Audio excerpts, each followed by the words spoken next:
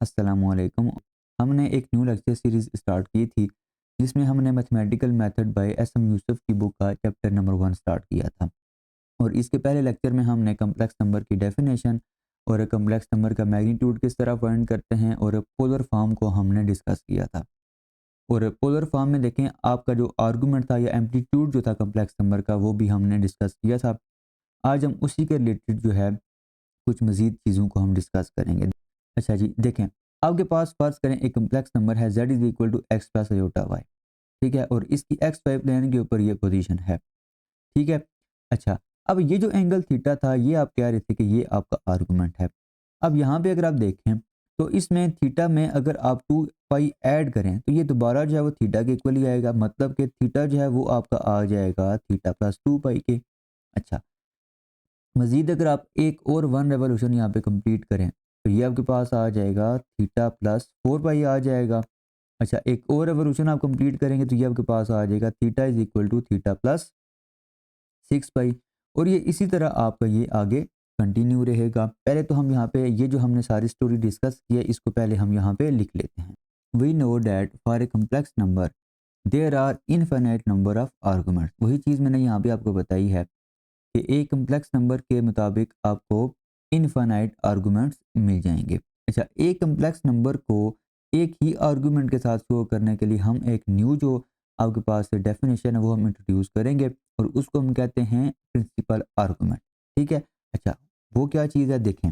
To make one one correspondence between complex numbers and argument, अगर आपने एक complex number के मुताबिक एक ही आर्गुमेंट को बनाना है, तो उसके लिए आप क्या करते हैं, वी डिफाइंड प्रिंसिपल आर्गुमेंट।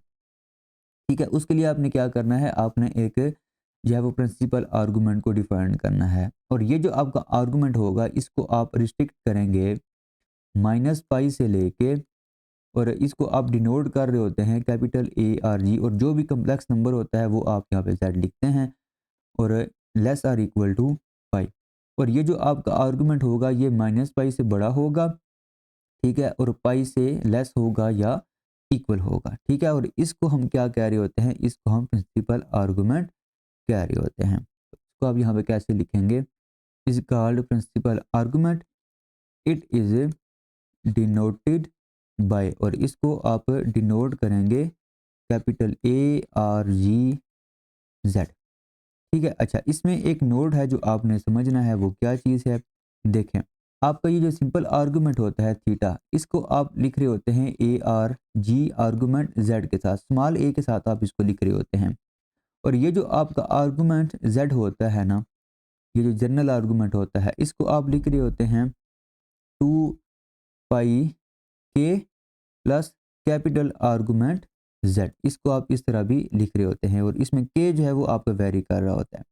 ठीक है, आप के की वैल्यूज चेंज करते जाएंगे, आपके पास ये डिफरेंट आर्गुमेंट्स आते जाएंगे। और ये जो आपका होगा ना आर्गुमेंट कैपिटल ए आर जी, ये जो आपका कैपिटल ए वाला आर्गुमेंट होगा, ये आपका प्रिंसिपल आर्गुमेंट होगा। ठीक है, और इसको समटाइम्स आप सिंपल इस तरह भी लिख रहे होते हैं, थीटा इज इक्वल टू 2 पाई के प्लस आर्गुमेंट जेड। ठीक है, तो ये चीज़ आपने यहाँ पे जो है वो याद करनी है, और ये आगे बहुत सारे क्वेश्चंस में यूज़ होती है।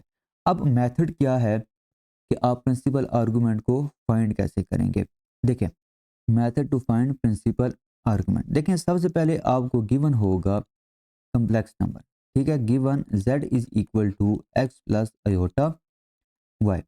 अब इसका जो मैग्नीट्यूड है, z मॉड जब वो किसके इक्वल होता है, square root x square plus y square के। ठीक है, अब cos थीटा किसके इक्वल होता है जी, देखें, इसको ना अभी भी हमने ऊपर जो है वो डिस्कस किया है। यहाँ पे अगर आपका ये जो कम्प्लेक्स नंबर है, इसकी पोजीशन है पी एक्स वाई, ये, तो ये आपका क्या होगा, ये आपका होगा वाई। ठीक है, ये आपका होगा आर, मतलब कि ये होगा जेड मॉड, और ये आपका होगा एक्स। तो अगर आपका ये थीटा है, तो कॉस थीटा जो है वो किसके इक्वल होगा, ये इक्वल होता है बेस ओवर हाइपोटेन्यूज के, ये आ जाएगा एक्स ओवर आर। इसी तरह साइन थीटा जो है ये इक्वल होगा वाई ओवर आर के। तो पहले आपने क्या करना है, पहले आपने cos थीटा और sin थीटा फाइंड कर लेना है। ये फाइंड करने के बाद सबसे पहले आपने क्या करना है, सबसे पहले आपने ट्रेस करना है कि आपका ये जो कम्प्लेक्स नंबर है ना, इसकी जो पोजीशन है वो कौन से क्वाड्रेंट में है। ठीक है, अच्छा वो आप कैसे चेक करेंगे? देखें, ये जो आपका फर्स्ट क्वाड्रेंट होता है, फर्स्ट क्वाड्रेंट में आपका एक्स भी पॉजिटिव होता है, वाई भी पॉजिटिव होता है। तो अगर एक्स भी पॉजिटिव है, वाई भी पॉजिटिव है, ये आपका फर्स्ट क्वाड्रेंट होगा। अच्छा, अगर आपका ये जो सेकंड क्वाड्रेंट है, एक्स इसमें नेगेटिव होता है, वाई इसमें पॉजिटिव होता है, अगर तो आपका जो रियल पार्ट है वो नेगेटिव है और इमेजिनरी पार्ट जो है वो पॉजिटिव है, तो ये सेकंड क्वाड्रेंट होगा।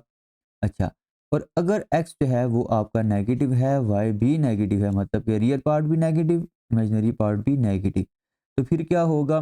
फिर ये जो आपका कॉम्प्लेक्स नंबर होगा उसकी पोजीशन होगी थर्ड क्वाड्रेंट में। अच्छा, और अगर आपका एक्स पॉजिटिव है लेकिन वाई जो है वो नेगेटिव है, रियल पार्ट पॉजिटिव है, इमेजिनरी पार्ट जो है वो आपका नेगेटिव है, तो ये जो आपका क्वाड्रेंट होगा, ये क्वाड्रेंट होगा फोर्थ क्वाड्रेंट। तो पहले आपने क्या करना है? ट्रेस करना है, चेक करना है कि जो क्वाड्रेंट है वो आपका कौन सा है। तो यहाँ पे आप लिखें trace quadrant by science of real and imaginary part. ठीक है, रियल और इमेजिनरी पार्ट को आप चेक करेंगे और उसके मुताबिक आप बताएंगे कि क्वाड्रेंट कौन सा है, या आप यहाँ पे बिना देख सकते हैं। ठीक है, काज अगर पॉजिटिव है, साइन भी पॉजिटिव है, तो ये फर्स्ट क्वाड्रेंट होगा। काज अगर नेगेटिव है, साइन पॉजिटिव है, तो ये होगा सेकंड क्वाड्रेंट, क्योंकि दूसरे में जो साइन है वो क्या होता है, वो आपको पॉजिटिव होता है। अगर दोनों नेगेटिव हैं तो वो तीसरे क्वाड्रेंट में दोनों नेगेटिव होते हैं, तो ये तीसरा क्वाड्रेंट आ जाएगा। और अगर आपका काज पॉजिटिव है, साइन नेगेटिव है, तो ये आपका हो जाएगा फोर्थ क्वाड्रेंट। तो यहाँ पे भी ना आप साइन और काज की जो वैल्यूज़ हैं वो भी आप देख के बता सकते हैं कि जो क्वाड्रेंट है वो कौन सा है। इसके बाद आपने क्या करना है? इसके बाद आपने जो रेफरेंस एंगल है वो आपने फाइंड करना है। ठीक है, आपने रेफरेंस एंगल फाइंड करना है थीटा आर। अब ये आपने कैसे फाइंड करना है, ये बहुत इंपॉर्टेंट है और अक्सर स्टूडेंट यहाँ पे ही मिस्टेक कर रहे होते हैं। देखें, पहली चीज़ कि अगर आपका जो फर्स्ट क्वाड्रेंट है इसमें जो आपका आर्गूमेंट जेड होगा ना, ठीक है, या आपका जो प्रिंसिपल आर्गूमेंट होगा वो किसके इक्वल होगा? वो सिंपल थीटा आर के इक्वल होगा। और अगर आपका जो सेकंड क्वाड्रेंट है इसमें आपका जो है वो आपका रेफरेंस एंगल बन रहा है, तो इसमें जो आपका प्रिंसिपल आर्गूमेंट होगा वो इक्वल होगा पाई माइनस थीटा आर के। अच्छा, अगर आपका थर्ड क्वाड्रेंट है, थर्ड क्वाड्रेंट में आपको जो प्रिंसिपल आर्गूमेंट होगा वो इक्वल होगा minus pi minus theta R के। इसी का जो नेगेटिव है वो यहाँ पे हो जाएगा। अच्छा, इसको समटाइम्स टीचर जो है वो इस तरह भी लिख रहे होते हैं कि थीटा आर माइनस पाई, ये भी ठीक है और ये भी ठीक है। आप माइनस दोनों तरफ मल्टीप्लाई करें दोनों के साथ, तो ये चीज़ बन जाएगी। ठीक है, और अगर आप याद करना चाहते हैं तो इसी का जो नेगेटिव है वो यहाँ पे आ जाएगा। अच्छा, अब फोर्थ क्वाड्रेंट, फोर्थ क्वाड्रेंट में क्या होता है कि आपको जो प्रिंसिपल आर्गूमेंट होता है वो होता है माइनस थीटा आर के। सिंपल याद करने के क्या तरीका है? पहला क्वाड्रेंट है तो इसमें जो आपका आर्गूमेंट जेड होगा वो थीटा आर के ही इक्वल होगा। सेकंड क्वाड्रेंट में जो आपका प्रिंसिपल आर्गूमेंट होगा वो यहाँ पे देखें आपका पाई एंगल बन रहा होता है, पाई में से कुछ माइनस करेंगे तो ये आ जाएगा theta R, pi minus theta R आ जाएगा। और अगर आपने थर्ड में आना है इसी का नेगेटिव ले लें, और अगर आपने फोर्थ में आना है तो आप इसी का क्या कर लें? नेगेटिव ले लें। अब हम एक एग्जाम्पल करते हैं, फिर आपको ये जो चीज़ें हैं ये क्लियर हो जाएंगी। देखें, फ़र्ज़ करें आपके पास ये कम्प्लेक्स नंबर है z is equal to 1 plus iota. ठीक है, ये कम्प्लेक्स नंबर है। तो सबसे पहले आपने cos थीटा और sin थीटा की वैल्यू फाइंड करनी थी। तो इसमें r जो है वो आपका क्या होगा? z माड, वो इक्वल आपका होगा स्क्वायर। देखें, इसमें जो x है वो भी 1 है, y जो है वो भी आपका 1 है, रियल पार्ट भी 1 है और इमेजिनरी पार्ट जो है वो भी 1 है। यह आ जाएगा 1 का स्क्वायर प्लस 1 का square is equal to square root 2 आ जाएगा, मतलब कि r आपका आ जाएगा स्क्वायर रूट 2। अब cos थीटा जो है वो इक्वल होता है x अवर आर के, ये आपका आ जाएगा 1 अवर स्क्वायर रूट 2। सिमिलरली आपका जो साइन थीटा है वो आपका इक्वल आ जाएगा y अवर आर के, और ये आ जाएगा 1 अवर स्क्वायर रूट 2 के। पहली चीज़, आपका जो रेफरेंस एंगल है वो कहाँ पे होगा? देखें, दोनों पॉजिटिव हैं। ठीक है, कॉस भी पॉजिटिव है, साइन भी पॉजिटिव, मतलब कि ये है आपका फर्स्ट क्वाड्रेंट। तो यहाँ पे जो आपका थीटा होगा वो क्या होगा? Theta lies in first quadrant. ठीक है, थीटा आपका होगा फर्स्ट क्वाड्रेंट। तो थीटा आर अब आपका क्या होगा? देखें, पहली चीज़ कि आप यहाँ पे और यहाँ पे इन दोनों को देखें, इसमें रेफरेंस एंगल कौन सा बन रहा है? आप फर्ज करें सिंपल, पहले साइन थीटा को ले लें। अच्छा, साइन थीटा जो है ये इक्वल है 1 और स्क्वायर रूट 2 के। अच्छा, अब थीटा की कौन सी वैल्यू पे आपका जो साइन है वो 1 ओवर स्क्वायर रूट 2 आंसर देता है? तो वो आपके पास वैल्यू होती है पाई ओवर 4। तो थीटा जो है आपका क्या होगा, थीटा आर वो आपका होगा π/4 के, ठीक है। और आर्गुमेंट z आपका क्या होगा, फर्स्ट क्वाड्रेंट में थीटा आर के इक्वल ही होता है वो, तो वो सिंपल आपका π/4 ही आ जाएगा। अच्छा, अब आपने ये जो है फाइंड कर लिया। अब इसके बाद आपने क्या करना है, आपने जो जनरल आर्गुमेंट है, आर्गुमेंट z या जिसको हम सिंपल थीटा कह रहे होते हैं, वो फाइंड करना है। वो अभी हमने डिस्कस किया है, ये इक्वल होता है 2 के प्लस आर्गुमेंट z के इक्वल होता है, ठीक है।